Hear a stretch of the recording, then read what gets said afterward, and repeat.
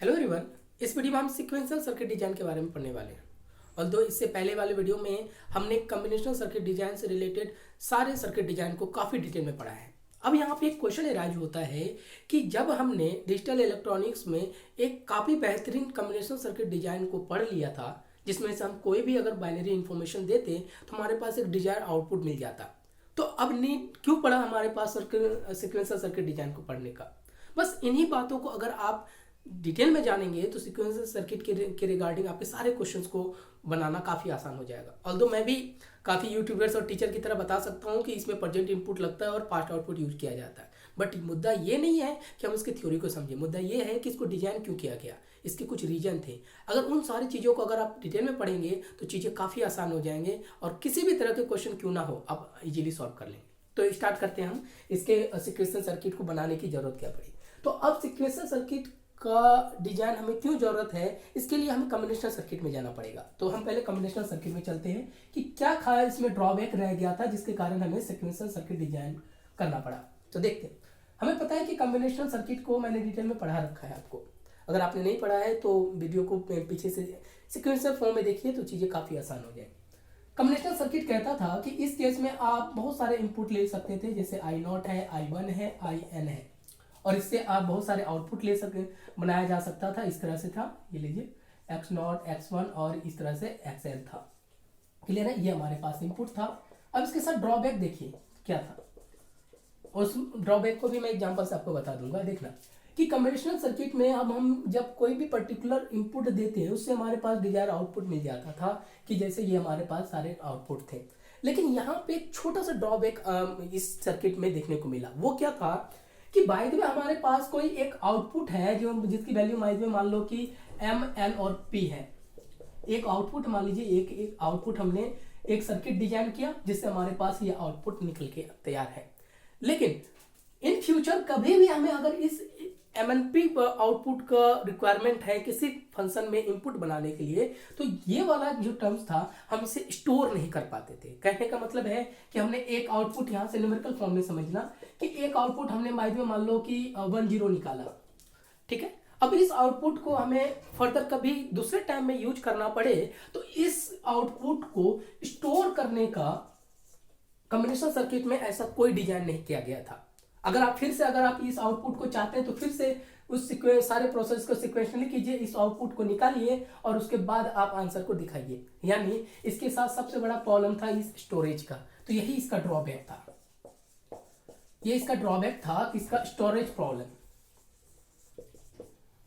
देखो क्लियर है। जैसे कि मान दिया जाए कि हमारे पास एक बार 10 आया और कभी भी मुझे ये हमारे पास बाय द वे एक आउटपुट मैंने लिखा था अभी कि 10 है, और कभी कोई एक ऑपरेशन करना हो जहां मुझे 10 और 11 को ऐड करना हो, तो अब कॉम्बिनेशनल सर्किट चूंकि इस आउटपुट को तो उन्होंने स्टोर किया नहीं था, तो फिर कहता है कि फिर एक कॉम्बिनेशनल सर्किट इसके लिए बनाइए जिससे आपके पास एक आउटपुट फिर निकलेगा, फिर इसके लिए बनाओ तो आपका काम बनेगा। लेकिन किसी तरह से अगर हम इसके आउटपुट को स्टोर करके रखते तो सेकंड टाइम जब हमें जरूरत पड़ता है इस आउटपुट का तो डायरेक्टली इसका हम कॉम्बिनेशन सर्किट बना के आंसर दे सकते थे।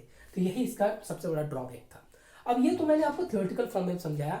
अब इस चीज को एक नॉर्मल से एग्जांपल्स में आपको समझा देता हूं कि इसके ड्रॉबैक को कैसे हम समझा सकते हैं। देखना जाए,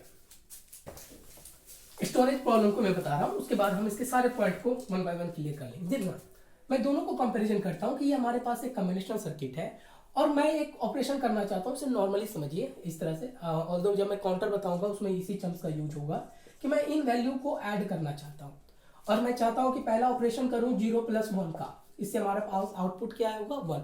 तो कॉम्बिनेशनल सर्किट क्या कहता, ये देखो कि यहाँ पे 2 इनपुट डालिए आप और यहाँ से हमारे पास एक आउटपुट जैसे मिल गया कि हमारे पास पर्टिकुलर आउटपुट हो गया। एज इट इज अगर मुझे दूसरा ऑपरेशन करना पड़े तो अब देखिए ड्रॉबैक क्या है इसको कि 1 + 1 करना पड़े और इससे हमारा आंसर आएगा 2।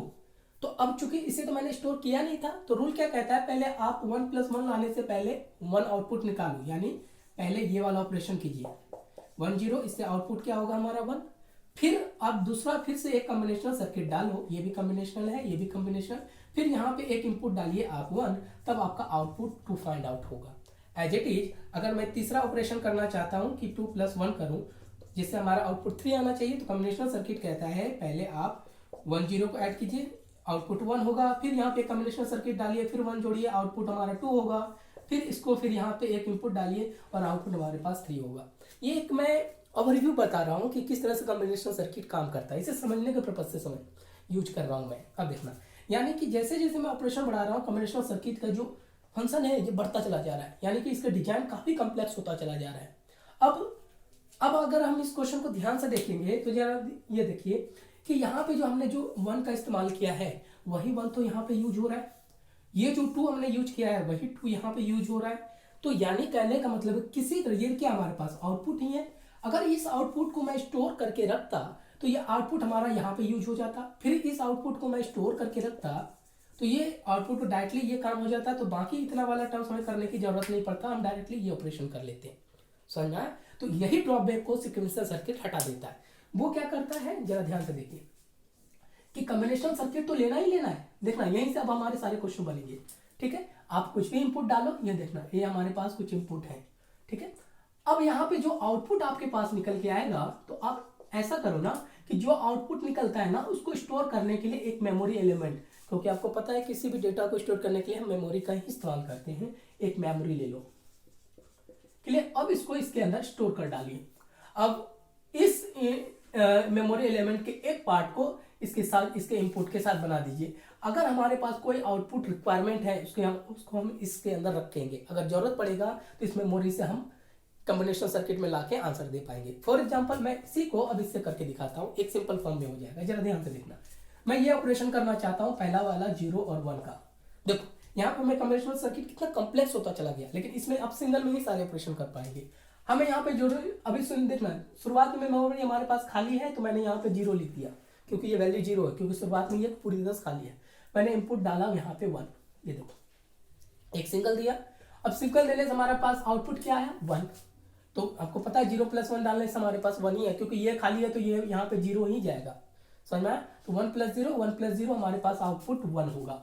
अब रूल कहता है कि इस इनपुट को आउटपुट को मेमोरी में स्टोर कर लीजिए। मैंने यहाँ पे 1 स्टोर कर दिया, ठीक है। अब देखिएगा ये वैल्यू हट जाएगा, यहाँ पे पहले 0 था, अब देखना ये कैंसिल होके यहाँ पे 1 है। अगर सेकेंड ऑपरेशन अब मुझे करना है 1 + 1 का, तो आप सिर्फ एक इनपुट डालो ना। मैंने 1 डाला और सेकेंड इनपुट के लिए जो आपने मेमोरी में स्टोर कर रखा है उस इनपुट को यहाँ पे आप शो कर दीजिए। तो 1 + 1 तो हमारा आंसर क्या हो जाएगा, यहाँ से कट के ये 2 बन जाएगा। अब ये क्या होगा, अब इस आउटपुट अब ये कैंसिल हो जाएगा, याद रखना ये 1 कैंसिल हो गया, अब ये आउटपुट इसमें स्टोर होगा। समझ में? फिर अगर मुझे थर्ड ऑपरेशन करना है 2 + 1, तो 2 तो ऑलरेडी मेरे पास स्टोर है, तो आपको डालना क्या है, सिर्फ एक ही तो डालो। अब मैंने इसके अंदर 1 इनपुट किया 2 के लिए, अब इसको क्रॉस कीजिए, ये वाला पास्ट आउटपुट, इसको पास्ट आउटपुट बोलते हैं। इस आउटपुट को मैंने यहाँ पे इनपुट करा दिया, तो इससे हमारा आंसर क्या बन जाएगा 3। अब ये 2 क्रॉस हो जाएगा, इसके अंदर आ जाएगा 3। अब फिर नेक्स्ट ऑपरेशन करना है तो 3 को तो मैंने स्टोर कर रखा है, अगर मुझे चौथा ऑपरेशन करना है 3 + 1, तो 3 तो मैंने पहले स्टोर कर रखा है। तो आप 3 को यहाँ पे डालो और 1 ऑलरेडी, आप सिर्फ एक इनपुट डालिए प्रेजेंट, इसे बोलते हैं प्रेजेंट इनपुट, याद रखना प्रेजेंट इनपुट। और यहाँ पे जो वैल्यू आता है ना इसे पास्ट आउटपुट बोलते हैं। आउटपुट ही तो है, प्रेजेंट में मैंने डाला 1 और पहले का आउटपुट को मैंने यहाँ पे यूज कर रहा हूँ, इसलिए इसको पास्ट आउटपुट बोलते हैं। फिर 3 + 1 करना, हमारा आंसर आना चाहिए 4, तो 1 डाला, 3 तो पहले से ऑलरेडी इन्वॉल्व है, तो मैंने 3 इनपुट किया, तो आंसर आ गया हमारे पास, यहाँ से 3 कैंसिल कीजिए 4, और फिर इसके अंदर स्टोर हो जाएगा 4। तो देखा कि कैसे एक सीक्वेंशियल सर्किट इतने बड़े कॉम्प्लेक्स डिजाइन के कॉम्बिनेशन सर्किट के पार्ट को सॉर्ट कर देता है, सिर्फ एक एलिमेंट जोड़ने पर, मेमोरी एलिमेंट। समझ में? अब पूरा सीक्वेंशियल सर्किट का जो सिलेबस है ये मेमोरी एलिमेंट के फंक्शन पे ही डिपेंड करता है कि मेमोरी एलिमेंट को देने से किस तरह का हमारा पास डिजाइन बन जाएगा। और मैं आपको बताऊंगा इसके मेनली 3 टाइप के डिजाइन होते हैं, फ्लिप फ्लॉप, रजिस्टर, काउंटर, तो बताऊंगा सिर्फ ये मेमोरी एलिमेंट के प्रोसेस पे ही सीक्वेंशियल सर्किट का पूरा सिलेबस, यानी कि सारे आपके कॉन्सेप्ट पढ़ने पड़ेंगे कि इसको डालने से स्लो कब हो जाएगा प्रोसेस, डिले कब होगा, वो चीजें सारे काम ही मेमोरी पे होगा। आई थिंक अब आपको समझ में आ गया कि सीक्वेंशियल सर्किट का डिजाइन की जरूरत क्यों पड़ा हमारे पास। अब आइए देखिए यहाँ पे, अब आपने सारी चीजों को ध्यान से समझ लिया। अब इसी पॉइंट पे बेस्ड पे अब हम इसके सारे जो बेसिक इंफॉर्मेशन है वो हम लिख सकते हैं। पहला बेसिक इंफॉर्मेशन क्या कह सकते हैं कि सीक्वेंशियल सर्किट जो है आप क्या बोल सकते हैं, combinational circuit plus memory element का डिजाइन है। ये कुछ है देखो कि sequential circuit is the nothing but combination of combinational circuit and the memory unit. समझा? तो ये तो पहला पॉइंट हो गया। सेकंड पॉइंट देखना, सेकंड पॉइंट अगर मैं इसके इनपुट की बात करूं तो जस्ट मैंने क्या बताया था, इसमें देखना इनपुट क्या आता है, 1% इनपुट जो आपको देना है, क्लियर है। और दूसरा इनपुट के लिए हम पास्ट आउटपुट का इस्तेमाल कर लेते हैं कि इसके अंदर क्या वैल्यू डाला है उसका यूज कर लेते हैं, यानी सेकंड इसमें हम यूज करते हैं पास्ट आउटपुट का। बात समझ में आया? तो ये हमारे पास इनपुट के टर्म्स में ये दो फॉर्म का इस्तेमाल किया जाता है, 1% इनपुट ले लें और पास्ट आउटपुट ले लें। अब नेक्स्ट आता है हमारे पास, देखिएगा बस इसी के कॉरस्पॉन्डिंग ये डिसाइड करता है या फिर डिटरमाइन करता है या फिर डिसाइड, जो भी मर्जी हो आप लिख लीजिए, डिसाइड करता है इसके पूरा सर्किट डायग्राम का आउटपुट। समझ में? तो ये हमारे पास इसका इनपुट हो, दो फॉर्म मिलेंगे, प्रेजेंट इनपुट और पास्ट आउटपुट। मैंने समझा के बता दिया, कोई लैंग्वेज रटा के नहीं लिखवाया कि इसमें दो है। ज्यादातर लोगों ने यही काम किया है, ऐसी चीजों को मत पढ़िए, तो हमारा माइंड एक्सेप्ट नहीं करता। जब चीजों को क्रैम करके चीजों को पढ़ते हैं, उसे उनके बैकग्राउंड की चीजों को करके पढ़ेंगे ना तो चीजें काफी आसान हो जाता है। अब आइए नेक्स्ट अगर मैं बात करूं तो जरा ध्यान से देखना, ये हमने समझ लिया और याद रखना बस इसी मेमोरी फंक्शन पे हम काम करने वाले हैं। अब यहाँ पे थोड़ा सा एक पॉइंट आपको जानने की जरूरत है, वो क्या है वो देखना जरा, कि सीक्वेंशियल सर्किट जो है डिपेंड करता है टाइम सीक्वेंस पर। वो देखना, डिपेंड्स ऑन टाइम सीक्वेंस। ये काफी इंपॉर्टेंट पॉइंट है सीक्वेंशियल सर्किट के रिगार्डिंग।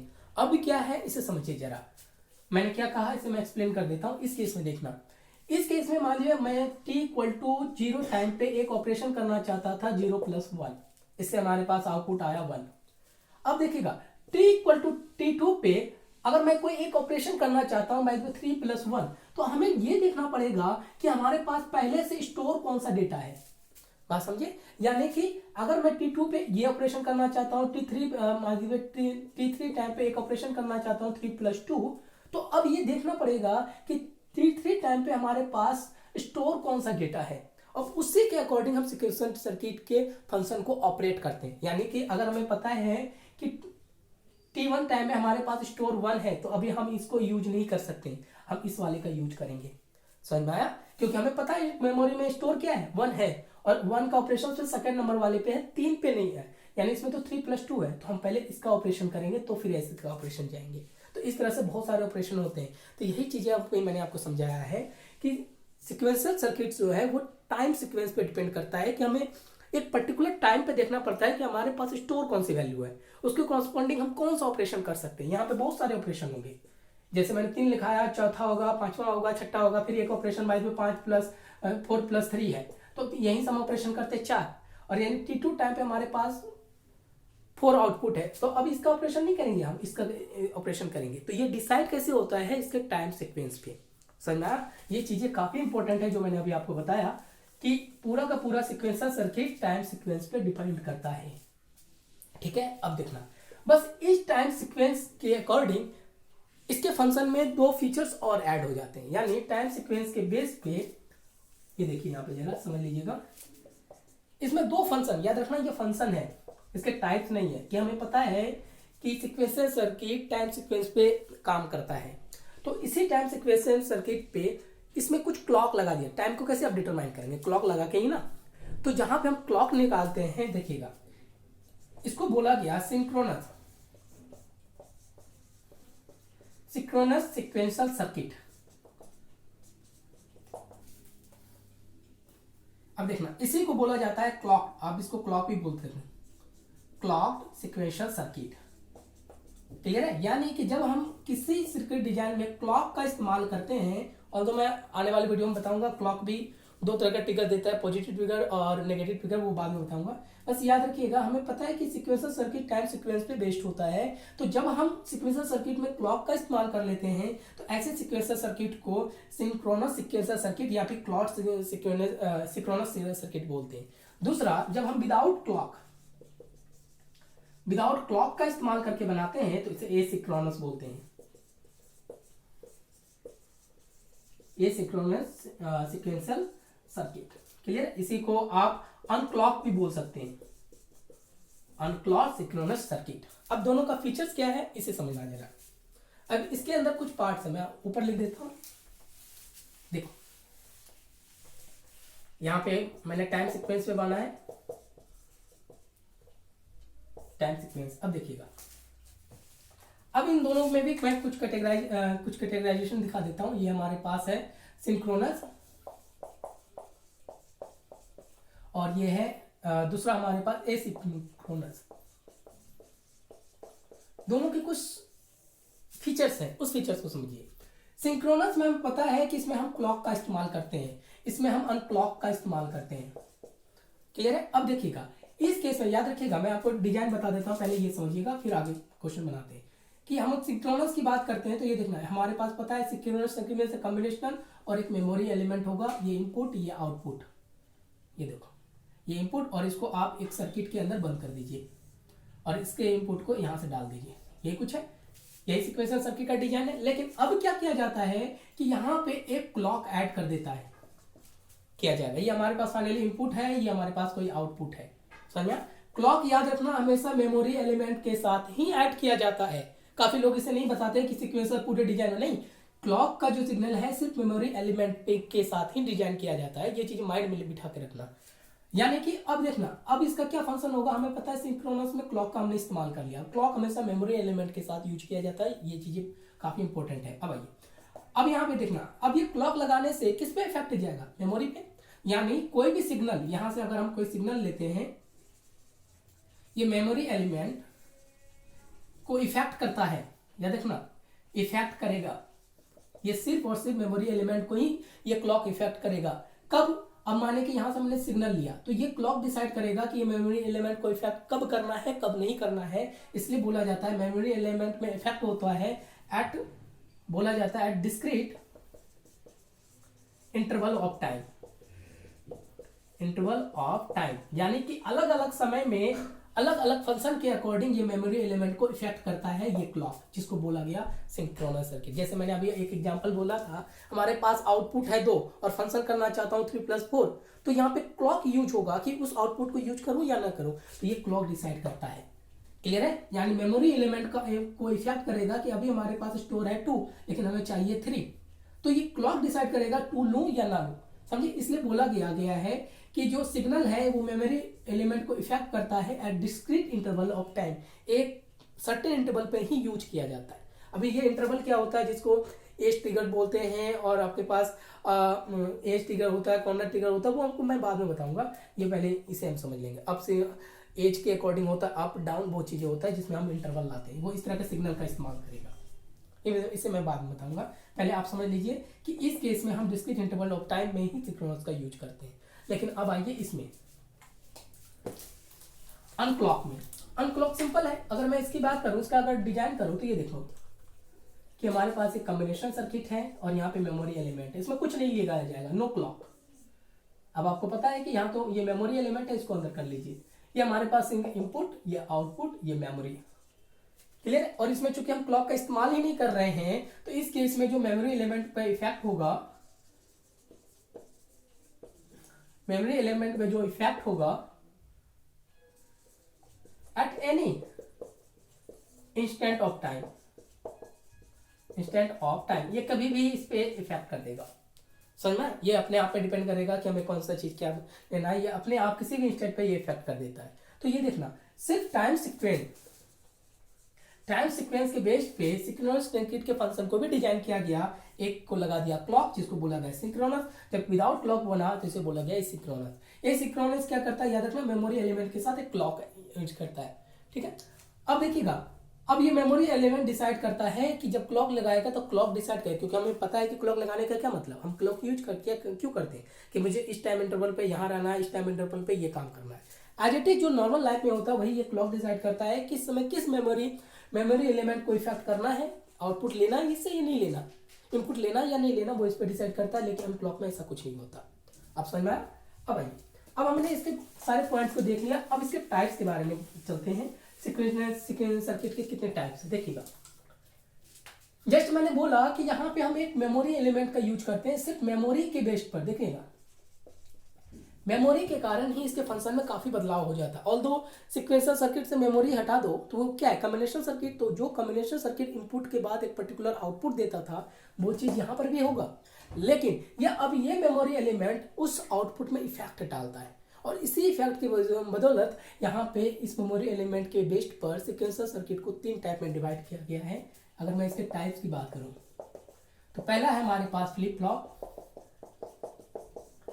अब देखेंगे फ्लिप फ्लॉप क्या है आने वाले वीडियो में। दूसरा है हमारे पास रजिस्टर, और तीसरा हमारे पास है काउंटर। क्लियर है? सिर्फ और सिर्फ इस मेमोरी एलिमेंट के बेस पे ही इसके टाइप्स को डिसाइड किया गया। ये चीजें हमेशा ध्यान में रखना। और हाँ, ऑल्दो इसके अंदर भी बहुत सारे टाइप्स हैं, SR है, JK है, D है, T है, बहुत है। रजिस्टर में भी आप देखेंगे SI OS है, बहुत सारे हैं। काउंटर में भी देखेंगे जहाँ पे हम नंबर को काउंट करना सीखते हैं, उसमें स्टोर करके। जैसे मैंने एक एग्जांपल बताया था ना कि ये काउंटर आपको 9 तक के डेटा को ऐड करके दिखाएगा, काउंट करके दिखाता है। बाद में मैं आपको वहाँ डिटेल में बताऊंगा। तो ये हमने पूरा सीक्वेंसर सर्किट को काफ़ी डिटेल में जाना। तो हमारे किसी भी एग्जाम में अगर थ्योरेटिकल पॉइंट ऑफ व्यू से देखें तो इतने पार्ट्स को जितना हमने पढ़ा है, इससे बाहर क्वेश्चन बन ही नहीं सकता। जो भी बात होगा इसी के अंदर होगा। हाँ, अब आने वाले वीडियो में हम इसके 1 बाय 1 पार्ट को समझेंगे। तो नेक्स्ट वीडियो में हम इसके कंपैरिजन देख लेंगे पहले, सीक्वेंशियल और कॉम्बिनेशन में क्या है। मिलते हैं फिर नेक्स्ट वीडियो में। Thank you.